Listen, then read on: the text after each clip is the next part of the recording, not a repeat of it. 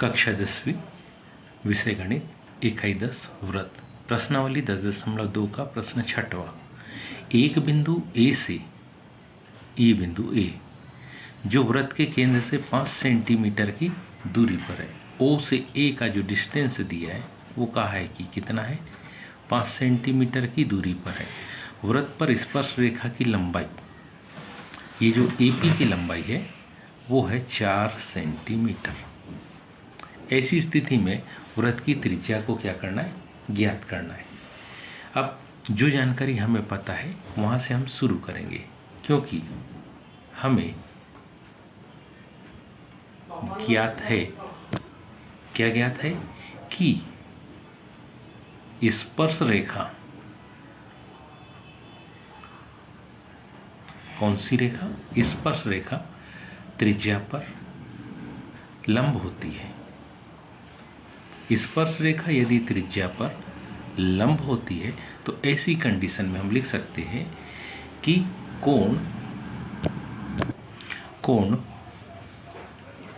OPA की माप, कोण OPA की माप 90 अंश है।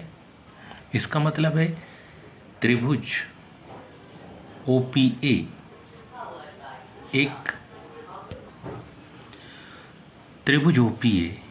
एक हमारे पास समकोण त्रिभुज है। इसमें हम बोधायन, पाइथागोरस प्रमेय का उपयोग कर सकते हैं। क्या होता है ये, कर्ण का वर्ग यानी OA का वर्ग बराबरी से OP का वर्ग धन AP का वर्ग, OA का वर्ग 5 का वर्ग, OP का वर्ग 4 का वर्ग धन AP का वर्ग। अगली स्टेप, 5 के वर्ग की तरफ 4 के वर्ग को ले गए बराबरी से AP का वर्ग।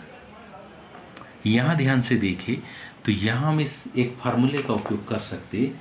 वो फार्मूला कुछ इस प्रकार से है कि यदि हमारे पास दो पद हो, दोनों का स्क्वायर हो, तो हम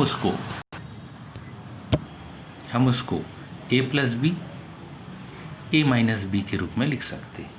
इसी का उपयोग करते हुए हम इसको लिखेंगे 5 धन 4 5 ऋण 4 बराबरी से AP की घात 2। 5 में 4 को जोड़ेंगे तो 9, 5 में से 4 को घटाएंगे तो 1, AP का वर्ग।